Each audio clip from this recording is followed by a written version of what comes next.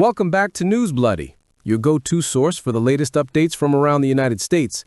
Today we're covering the top 3 news stories making headlines in the U.S., and this is News 1.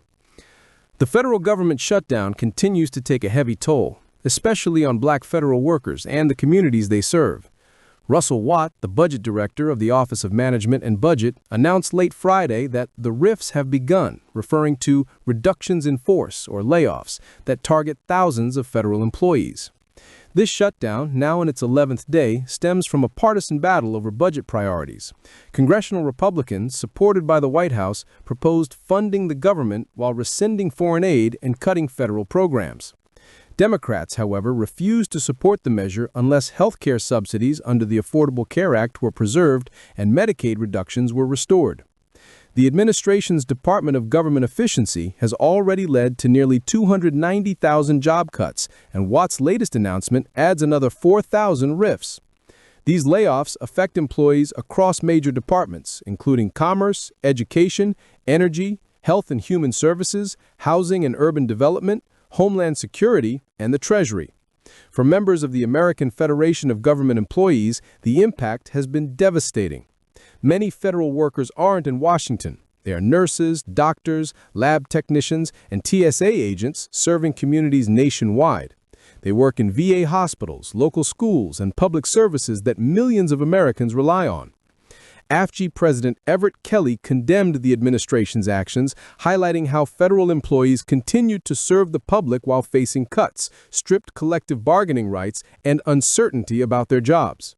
Since October 10th, more than 1,000 workers at the Departments of Treasury and Health and Human Services have already been affected, and legal efforts to halt the layoffs are still ongoing. The shutdown disproportionately affects black federal workers, a group that has long relied on public sector jobs for economic stability. With thousands of layoffs and buyouts under the administration's reorganization, black women and men, many serving in health, education, enforcement, and inspection, are facing the harshest impacts. These are not just jobs. They are paychecks that sustain families and communities, support local businesses, and maintain a vital ladder to the middle class. Senators and local leaders have called the situation shameful, emphasizing the ripple effect on neighborhoods where federal employment has long been a cornerstone of economic equity. The government shutdown isn't just freezing operations, it's freezing the livelihoods of workers, the families who depend on them, and entire communities across the nation.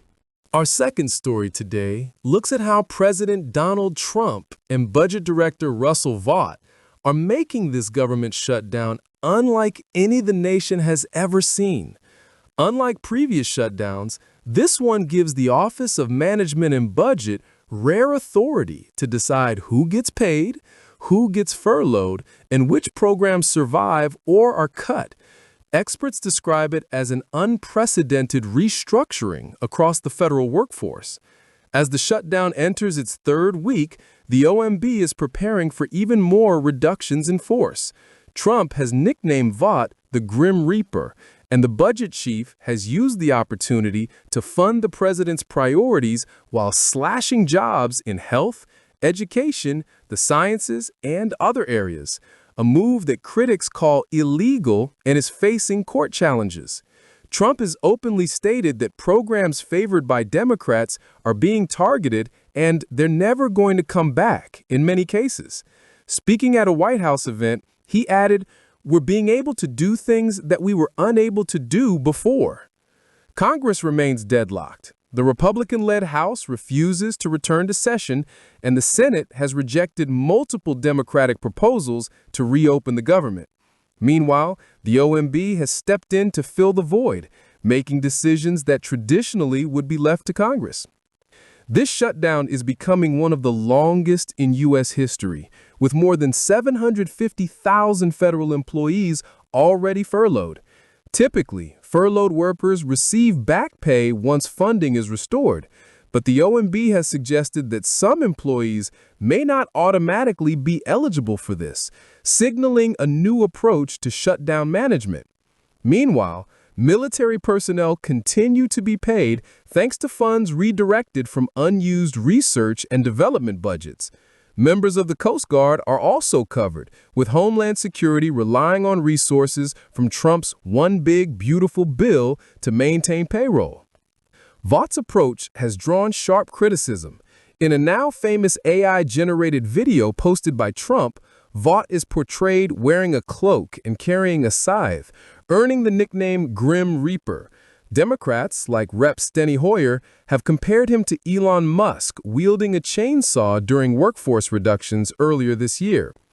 At the heart of this shutdown is Trump's tax cut law, which allocated massive new funding to the Pentagon, Homeland Security, and the OMB, allowing the White House to prioritize certain programs and actions even while regular appropriations from Congress remain stalled.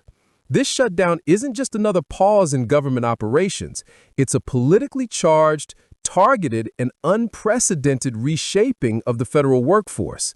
Millions of Americans are feeling the consequences as essential services are disrupted and uncertainty spreads across the nation.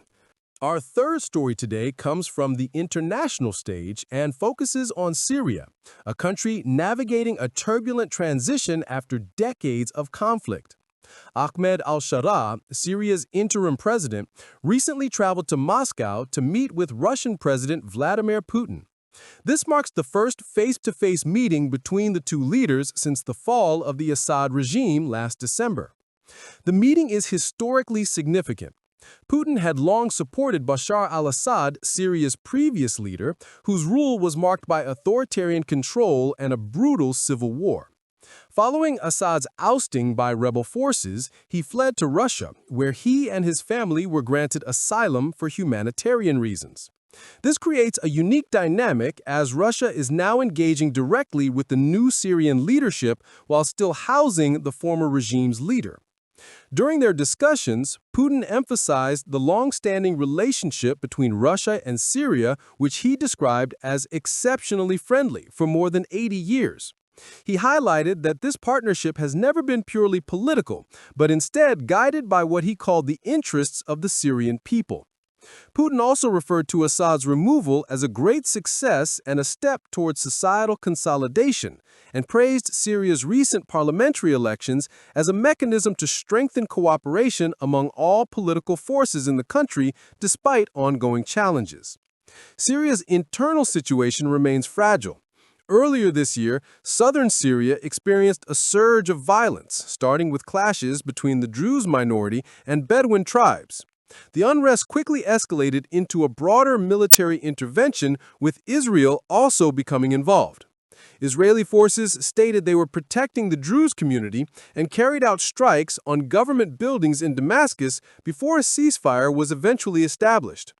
These events underline the continuing fragility and regional complexity of Syria's post-Assad transition. Al-Shara stressed that Syria is now working to rebuild diplomatic and economic relations with countries around the world. He specifically highlighted Syria's strong partnership with Russia, noting that Russian expertise is crucial in Syria's energy sector, which has been heavily damaged by years of conflict. This demonstrates that Syria's reconstruction will rely not only on domestic efforts, but also on strategic international partnerships. Russia has confirmed its commitment to support Syria's reconstruction. Deputy Prime Minister Alexander Novak outlined areas of collaboration, including energy, transportation, tourism, healthcare, and cultural and humanitarian projects. He emphasized that Russia is prepared to participate actively in rebuilding infrastructure, providing technical expertise, and supporting projects that will help stabilize Syria and improve living conditions for its citizens. The meeting between al-Shara and Putin is also symbolic. It signals a shift in Syria's foreign relations and represents an opportunity for the new leadership to consolidate power, gain international legitimacy, and secure support for rebuilding the country after years of civil war. Analysts suggest that this could also influence the balance of power in the region, as Syria seeks to reestablish itself diplomatically and economically while managing internal divisions and external pressures. In conclusion, Syria is at a pivotal moment in its history. The interim president's visit to Moscow highlights both the challenges and opportunities of the post-Assad era. With Russia's backing, international partnerships, and ongoing domestic efforts, Syria is taking tentative steps towards stability and reconstruction. However, the road ahead remains complex, and the international community will be watching closely as these developments unfold.